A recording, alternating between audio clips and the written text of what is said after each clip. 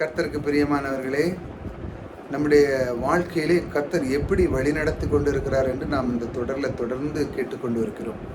கர்த்தர் நம்மை எப்படி வழிநடத்துகிறார், அவர் நமக்குள்ளே எந்தவித ஆசீர்வாதத்தை நமக்குள்ளே வைத்து நமக்கு தேவையான நேரத்திலே அவர் எப்படி வழிநடத்துகிறார், நமக்கு ஞானமாக இருந்து எப்படி வழிநடத்துகிறார், நாம் புத்தியட்டு செயல்படும் பொழுது அவர் புத்தியை கொடுத்து எப்படி வழிநடத்துகிறார். பாருங்கள், மனிதனுடைய வாழ்க்கையில் சில நேரங்களில் நல்லா இருப்பான், சில நேரத்தில் வேறு விதமாக சிந்திக்க ஆரம்பிச்சிடும். அப்பொழுதும் தேவன் பாருங்கள் விடவே மாட்டார். பரிசுத்த ஆவியானவரை கொண்டு உங்களுக்குள்ளே உணர்த்துவார். இது தப்பு, இது சரி, இதுக்குள்ளே போகாத, இப்படி இருக்காத, இப்படி வாழாத, நான் உன்னை நேசிக்கிறேன் அப்படிங்கிறது தான் அதுக்கு அடையாளம். எப்படிலாம் உங்களை வழி நடத்துகிறார் பாருங்க. இதெல்லாம் மனிதன் புரிந்து கொள்ள வேண்டும். இப்படி தான் என்னை வழி நடத்துகிறார்கள், நான் இதெல்லாம் அதுக்கு பின்னால் நான் தீண்ட மாட்டேன், இது எனக்கு தேவையில்லை, கர்த்தர் தான் எனக்கு தேவை என்று சொல்லி நீங்கள் அவருக்குள்ளே நீங்கள் வரும் பொழுது எல்லாமே உங்களுக்கு தேவையான ஆசீர்வாதங்கள், அன்பு, பலன், சுகபலன் எல்லாம் உங்களுக்கு நாடி வந்து தேவன் கொடுப்பார் பாருங்கள். இப்படித்தான் அவர் உங்களை வழிநடத்துகிறார். அவருடைய வார்த்தைகளை நாம் பார்ப்போம். அவர் சொல்லுகிறார் பாருங்கள், கர்த்தர் நல்லவர், இக்கட்டு நாளிலே அரணான கோட்டை. கர்த்தர் நல்லவர். நம்முடைய கர்த்தர் எப்பொழுதும் நல்லவராக இருக்கிறார். அவருடைய வார்த்தையிலே, அவருடைய வார்த்தையை கொண்டு இந்த உலகத்தை உண்டு பண்ண தேவன் நமக்குள்ளே இருக்கும் பொழுது நம்முடைய தேவன் நம்மை எப்பொழுதும் காக்கிறவர். அவர் நல்லவர். அவர் நம்மை விட்டு விலகுவதும் இல்லை, அவர் நம்மை கைவிடுவதும் இல்லை என்று சொன்ன அந்த தேவன் அவர் நல்லவர். அவர் நமக்காக சிலுவையில் மரித்தார். கர்த்தர் நல்லவர். அவர் நம்முடைய வாழ்க்கையில எல்லாத்தையும் பொக்கிஷங்களை தந்த தேவன் நமக்குள்ளே இருக்கிறார். கர்த்தர் நல்லவர். இப்படி ஒவ்வொரு நாளும் கர்த்தரை நோக்கி இந்த வார்த்தைகளை சொல்ல வேண்டும் பாருங்க. எனக்கு இக்கட்டான நாளிலே என்னை விடுதலையாக்கினார். கர்த்தர் நல்லவர்.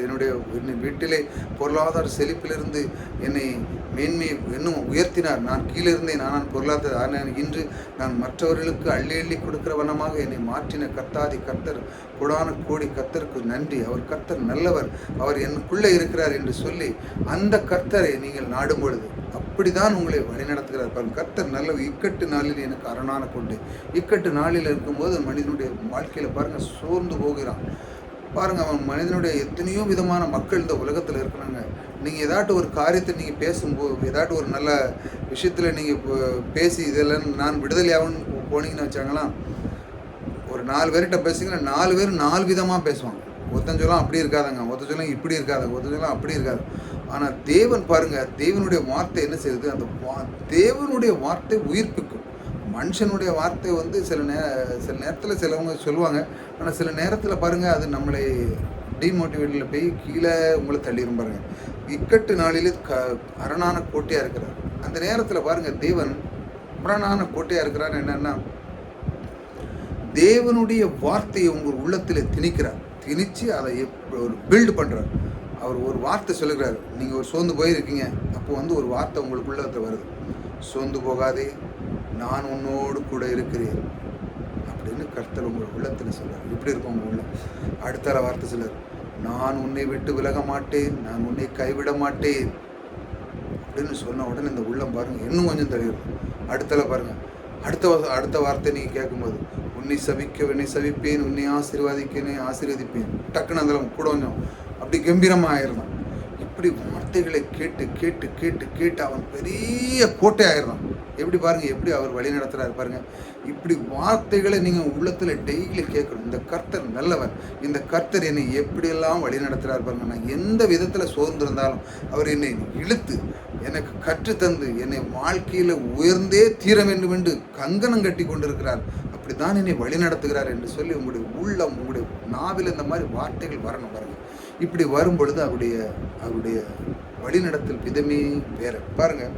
அடுத்தல நம்மை நம்புகிறவர்களை அறிந்திருக்கிற நம்மை அறிந்திருக்கிற அந்த மாதிரி வார்த்தைகளை சொல்லும்போது தேவன் பாருங்கள் நம்மை அறிந்திருக்கிறார். ஆகையால் மனிதனுடைய வாழ்க்கையில் கர்த்தருக்கு முதலிடம் கொடுக்கும் பொழுது, நாம் கர்த்தரை அதிகமாக நேசிக்கும் பொழுது, அவர்தான் எனக்கு ஐஸ்வர்யத்தை சம்பாதிக்கிற பலனை கொடுக்கிறார், அவர்தான் என் உள்ளத்தில் இருக்கிறார்.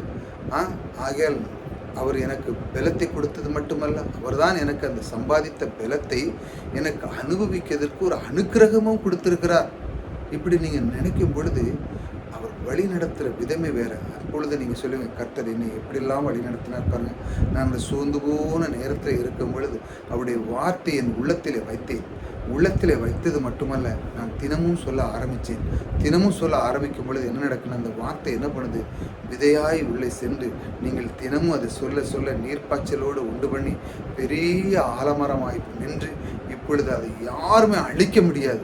அந்த அளவுக்கு அமுத சுரபி போல உங்களுடைய வாழ்க்கையிலே செல்வங்கள், சுகங்கள், எது வேண்டுமானாலும் வார்த்தையை கொண்டு நீங்கள் ஜெயிக்கலாம். அப்பொழுது பிசாசு உங்களிடத்துல வரவே முடியாது. ஆனால் முதல்ல நீங்கள் தெய்வ வசனத்தை விதைச்ச உடனே பிசாசு பிடுங்கி போடல் தான் வருவான். நீ கேட்டியா, இது என்ன நடக்கும்போது உலகத்தில் பாரு எவ்வளோ சந்தோஷமாக இருக்கான், அவன் அங்கே போகிறான் இங்கே போகிறான், இதை செய்தான் அதை செய்தான், அப்படி இருக்கான் இப்படி இருக்கான், நீ ஏன் இப்படி கிடந்துட்டு கிடக்க அப்படின்லாம் நிறைய சொல்லுங்க. ஏன் இந்த வார்த்தை சொல்ல, தேவனுடைய வார்த்தை சத்தியமாக இருக்கிறது தான் ஜீவன். அதெல்லாம் அந்த இதெல்லாம் சொல்லுவாங்கல்ல, அதெல்லாம் தற்காலிகமான, அதில் இருக்கு இன்பம் இல்லைன்னு இல்லை, ஆனால் அது தற்காலிகமான இன்பம், அது உங்களை அழித்து விடும். ஆக தேவனுடைய வார்த்தை சத்தியமான அந்த வார்த்தை உங்களை உயிர்ப்பிக்க வேண்டும் என்றால் அவருடைய வார்த்தைக்கு நீங்கள் கீழ்ப்படியும் பொழுது அவருடைய வழிநடத்திலே வேது. இப்படித்தான் அவர் தினமும் வந்து உங்களுக்கு உங்களோடு கூட இருந்து இப்படித்தான் அவர் வழி நடத்துகிறார். பாருங்கள், நம்ம கர்த்தர் என்ன அழகாக நம்மளை வழி நடத்துகிறார் பாருங்கள். அந்த அளவுக்கு நீங்கள் அவரை நேசிக்கிறீங்க, அவருடைய வார்த்தைக்கு நீங்கள் கீழ்ப்படிந்திருக்கு.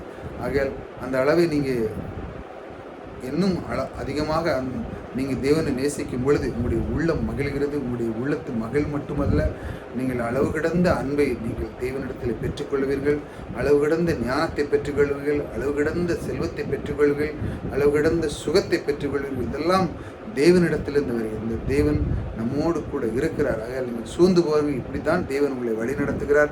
சூழ்ந்து போக நேரத்திலே தேவன் உங்களை எடுத்து அவர் வழி நடத்துகிற விதமே வேறு. நீங்கள் அவருக்கு ஒப்பு கொடுக்கும்போது அவருடைய வழிநடத்தில் நீங்கள் அறிந்து கொள்ள முடியும். ஆகையால் கர்த்தர் உங்களோடு கூட இருக்கிறார். ஆகையால் நீங்கள் எதை பற்றியும் கவலைப்படுங்க. இந்த மாதிரி அரணான கோட்டை தேவன் உங்களுக்கு பில்டு பண்ணி உங்களுடைய சரீரத்தை சரியாக பலப்படுத்தி நன்மைக்கு கொண்டு வந்து உங்கள் உற்றார் உறவினர்களுக்கு எல்லாத்தையும் நீங்கள் பயனுள்ளவர்களாகவும் தேவனுக்கு பிரியமுள்ளவர்களாகவும் நீங்கள் எப்பொழுதும் சந்தோஷமும் மகிழ்ச்சியாக இருக்கிறதான அவருடைய ஆசை. இப்படித்தான் அவர் உங்களை வழி நடத்துகிறார்.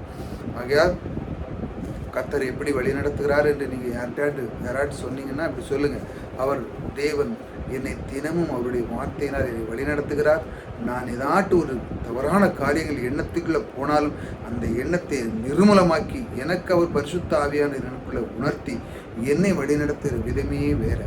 ஆகையால் கர்த்தர் தான் என்னை வழி நடத்துகிறார் என்று நீங்கள் சொல்லணும். நாவில் எப்படிப்பா இருக்கா, குடும்பம் எப்படி போய்ட்டு இருக்கு அப்படிலாம் கேட்பாங்க. கர்த்தர் என்னை அற்புதமாக வழி நடத்துகிறார் இப்படி சொல்லணும். ஆமாம், எப்படி குடும்பம் போய்ட்டுருக்கு, ஏதோ போய்ட்டுருக்கு அப்படி இருக்குன்னா சொல்லக்கூடாது. கர்த்தர் என்னை வழி நடத்துகிறார். நான் இன்னைக்கு இருக்கிறேன் என்றால், நான் இன்னைக்கு சந்தோஷமாக செழிப்பாக இருக்கிறேன்னா அவர் தான் என்னை வழி நடத்துகிறான்னு சொல்லணும். இந்த கர்த்தர் வழி நடத்துகிற விதத்தை நீங்கள் அறிந்து கொள்ளுங்கள். கர்த்தர் உங்களோடு கூட இருக்கிறார். கர்த்தர் உங்களை ஆசீர்வதிப்பார்.